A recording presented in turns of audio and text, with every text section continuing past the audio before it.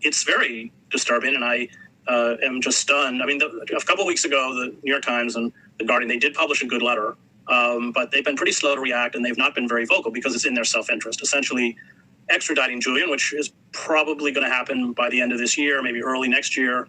And if he's found guilty, which is if he is extradited, almost a certainty, then just to possess, much less publish classified material, and I published classified material when I worked at the New York Times, will be a criminal offense. We had Obama use the Espionage Act to go after whistleblowers, Kiriakou, Drake, and others.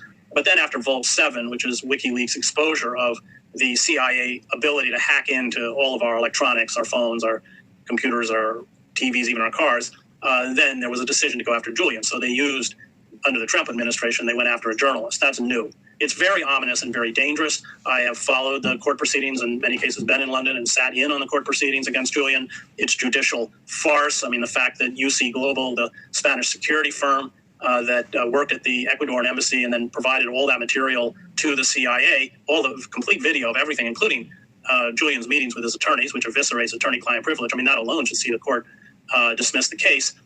But there's just been anomaly after anomaly. The whole idea of charging an Australian citizen under the Espionage Act. Julian's not a U.S. citizen. WikiLeaks is not a U.S.-based publication. And Julian, I just should add, has never committed a crime. So it's really disturbing, and I think what they're attempting to do is destroy him physically in Belmarsh prison. He's in very precarious psychological and physical health. We know that from the trial. Hallucinating, observed banging his head against the wall, calling the Samaritan hotline because he's suicidal. He has suffered many strokes, et cetera, et cetera. So it's an appalling case, and one that will have terrible ramifications for anybody in the press who attempts to shine a light on the inner workings of governmental power. It will just become impossible. It'll be criminalized. Yeah, and could you talk about, I know we're running close to time, but maybe to end this interview, we could talk about why Julian, because there are, WikiLeaks has been around for a while, and Julian Assange, of course, is a big part of it, but it's been it has a record of truth-telling. There's no question about it. And it has uncovered so many, I think, necessary underpinnings of what this empire is all about and who rules it and what it's looking for. Could you talk about why Julian Assange is a target? I mean, of course, you did mention him being this kind of example for what could happen to journalism. But yeah, why is Julian Assange being made this target? And why do you think now, at this point, and over these last several years? I mean, it's been many, many years since he was locked up in the embassy, now in Belmarsh. Yeah, almost 3 years in Belmarsh, 7 years in the embassy. Well, because they want to send a message. If you try this is what will happen to you. You'll be destroyed. It's really that clear. And they are attempting to use Julian as an example to throw a chill or frighten off anyone else who would attempt to replicate what he did, which is the most important journalism of our generation, hands down.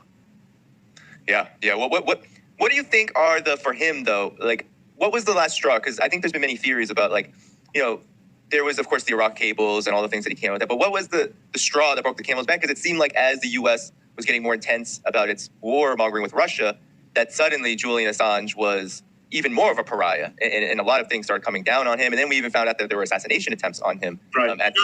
They discussed it. Yeah. It discussed kidnapping. The CIA, it was Vault 7. Yeah. It was driven by, all of this is being driven by the CIA that is now determined to extradite him for exposing Vault 7. That was really the turning point. Because the Obama administration had discussed an extradition request, but didn't feel that they could carry it out because the New York Times, in essence, had done what WikiLeaks had done. They published the Iraqi and the Afghan war books. And so they didn't do it for that reason. But it was after Vault 7. That was when it was decided within the intelligence community and within the centers of power that Julian must be brought to the United States, imprisoned for life, and made an example of. Yeah.